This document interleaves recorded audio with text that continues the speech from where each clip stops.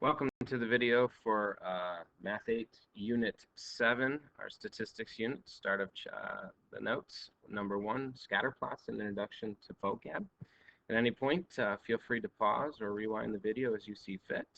When we get to some try-its, which this one doesn't have a whole lot on, feel free to try those on your own. Okay. We're going to take a look at the vocab word for quantitative versus qualitative data sets today. When you conduct a survey, you collect quantitative or qualitative data.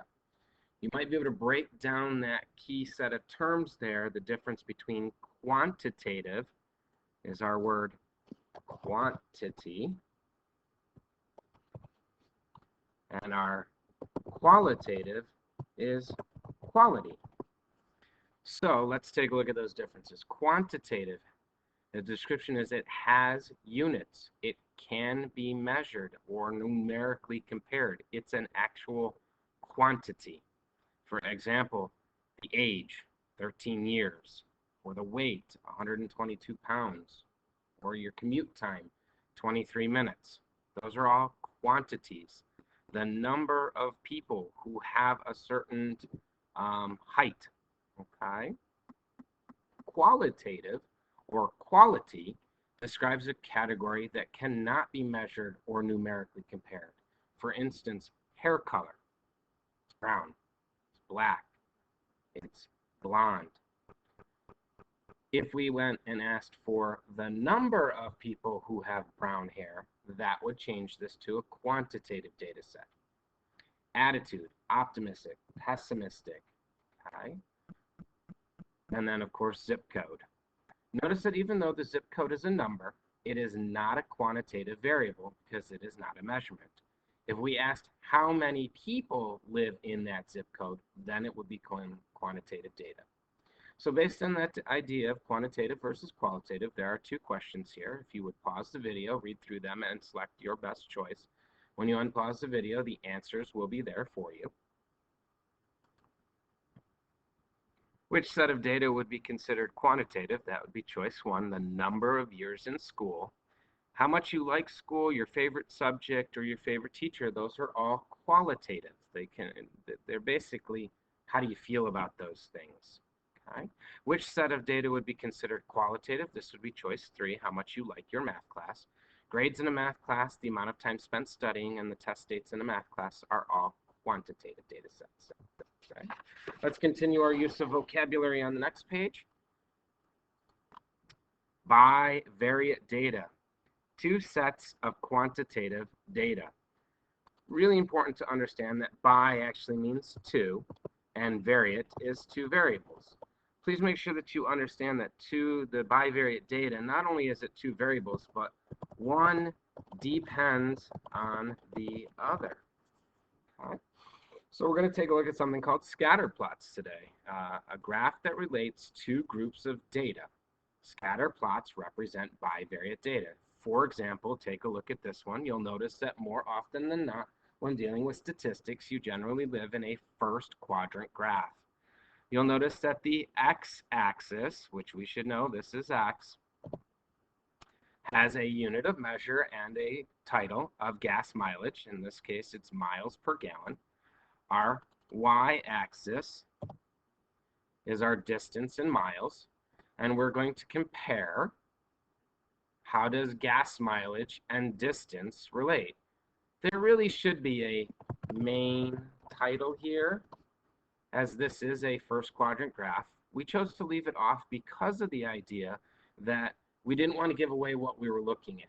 And so you should be able to look at the data set and make a decision on what is it that we're actually comparing here. Gas mileage and distance. Really, how far does, I think, a car go, or a automobile go, based on their gas mileage?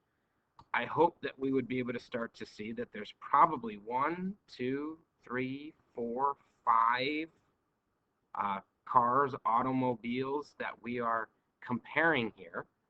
I hope that you might be able to start to make an assumption that the better the gas mileage, the higher the gas mileage, the further the distance of the car goes. Less gas mileage, the less distance it goes. That would make sense. Okay. Fuel efficiency. Okay. Another vocab term that we look at is clustering. Data values occurring close together. And then outlier, you may recall from your previous statistics and your other previous math courses, is a data point with a value that is very different from the other data points in the set. So let's take a look at this one. Okay. New set of data.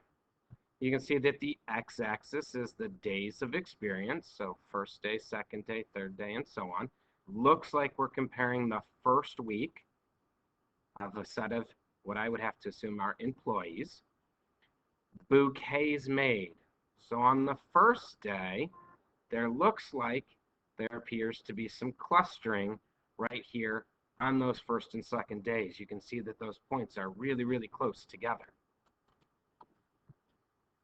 As the days of experience go on, you can start to see that the set of data spreads out a little bit more and becomes less clustered. Okay. Again, there should be a main title up here. Again, we left that off because we want you to look at the X and the Y axis titles and make a decision about what it is that we're actually comparing in here. I would hope that you might notice that there's at least 4 distinct data points that occur on each of the days. So my assumption is that there's 4 employees that we're looking at. On their first and second day, probably brand new employees, they're making around the same number of bouquets. As their days of experience increase, go on in that first week, they become less clustered. Somebody gets better at making bouquets than another person, and so on. There's no indication as to which employee is who. This isn't Johnny down here, and then Johnny's all of a sudden way up here. Okay. We do have an outlier in this data set. Hopefully you found him. He's pretty distinct right there. Doesn't look like it belongs to part of the data set. And so we call that an outlier. I would hope that it's approximately the coordinate value 675 maybe. That on the 6th day we had an employee that made about 75 bouquets. We have no idea why that employee made 75 bouquets. In fact, I would argue just because we have this employee up here, the next day, that's not the same employee. We have no idea unless, of course, the dots become color-coded. And then we can track one set of employees. We have no idea if that employee ended up being just working on rose bouquets as opposed to wedding stuff that would probably take a little bit longer. Okay. So based on this description and this talk through on this example, I'd like you to take a second and pause the video and see if you can fill in based on our conversation describing the clustering that you see in the graph. When you unpause it, the answer key will be as described to you. On the first and second day, most of the employees made around the same number of bouquets. As time goes on, the data becomes more spread out or less clustered. That's it. Let's take a look at a new set of vocab. Association. Interchangeable with the word association, you might accidentally hear some of your teachers use the word correlation, because that's what we use in Algebra 1. An association or correlation is the relationship between two variables that are statistically dependent. Hopefully you remember that the X is the independent variable and the Y is the dependent variable most often. Right? And so we're going to talk about some associations. For instance, this positive association. As you can see, the data points are clearly going up. They're increasing. So from our slope work, we know that that's positive. Both sets of data increase together. What we're really looking for as, and I'm going to do it as X, because X is dependent on who we call X, what that particular title for the X-axis is. As X goes up,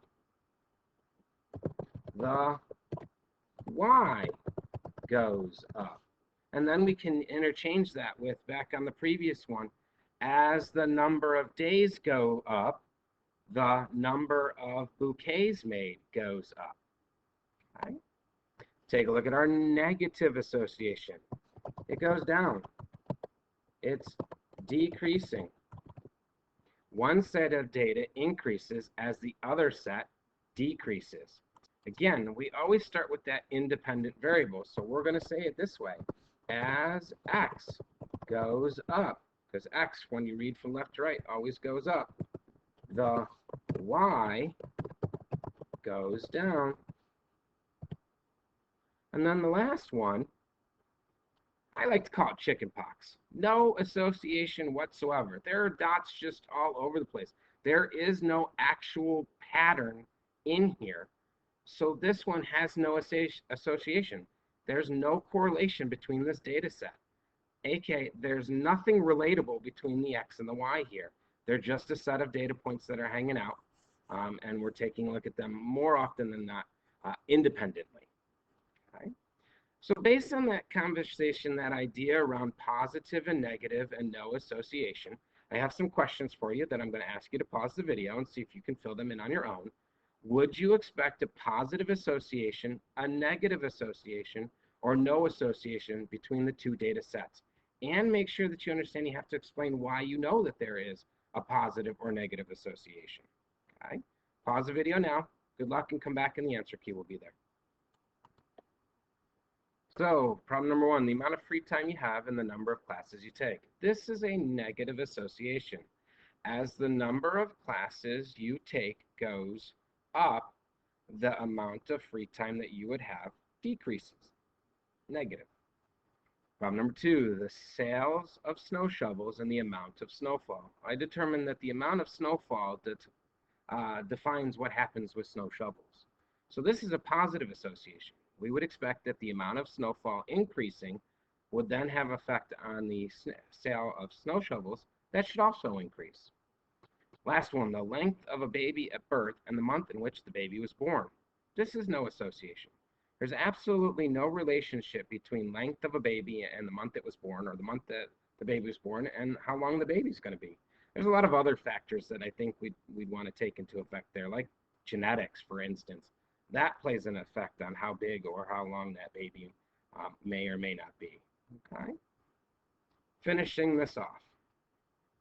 Strong versus weak associations.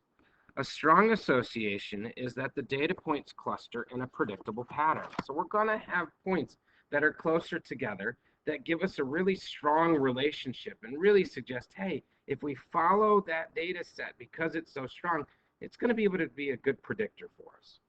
Weaker associations, the data points cluster loosely in a pattern that is less predictable. And so we can start to then put together all of our vocabulary that we've been using and take a look at some very distinct pieces. Let me grab my dots. For instance, we can talk about a very strong positive. Now, be careful. Generally, as an 8th grade student, we deal more in linearity. So I'm going to draw some points that are really strong, close together, while increasing. But we can also have weak positives. It doesn't mean there's less points. It just means they're spread out more, but they're still what? Going up. No association. That's our chicken pox one. They're kind of all over the place. Just because the x goes up doesn't mean that the y goes up. Is it possible to have a strong negative? Absolutely. Again, strong. They're going to be clustered together in a more predictable pattern, but they're still going where? Down. Weak negative. Not less points, just not as close together. Still going where though? Down. We always like to leave this last one to talk about, are there any other types of strong versus weak associations? And so some people start to tell us, well, what about if they go this way straight across? Does that work? Well, yeah, they're clustered, but just because the x goes up does anything happen with the y's? No, it doesn't go up. So that y variable is not dependent on the x. Well, what happens if you just drew a straight up and down one? Well, maybe you remember that that's an undefined slope. Look, the x isn't increasing, but the y is. So if x isn't increasing, do we really know what's going on with the y's? So no, this guy we really don't deal with. Okay, so our last one, linear versus nonlinear associations, which really then bring us into the idea that we want to pull from a generalized list when we think about our ability of creating our category selections. Okay.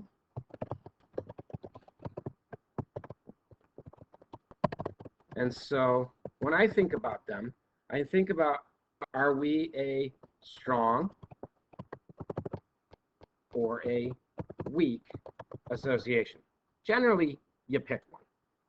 Okay. Then, after you've picked a strong or a weak, is it a positive? Positive. Or is it a negative? And then lastly, is it linear or is it nonlinear? And so then let's take a look at a strong linear. Now, more often than not, if we're going to talk about a strong linear, don't forget that we can have a strong linear by it being an increasing, but we could also be a strong linear that's negative. My blue ones. Okay. Strong nonlinear. There's all sorts. We could have a negative one. Looks a little bit like that. We could have one that does that. If that's the case, these guys right here are our exponentials, and you might recall them from our Unit 4 material when we looked at nonlinears. This guy's exponential because it's coming out of a corner and increasing up in that cool curvature, or it's coming from a corner like the blue one and decreasing towards that x-axis. Don't forget that we have some other nonlinears. For instance, I think that we might be familiar with this guy, or maybe even this one. So those guys right there specifically are our quadratics, which we know as that cool name parabola. And the one on the left over there in red, that's a positive one. I can't spell today. And the one in the blue is a negative. It's decreasing. Okay. So we've got a quadratic positive and a quadratic negative. Okay. Again, feel free at any point to go back and review. You'll get an opportunity to apply what you've learned in your homework set. Good luck.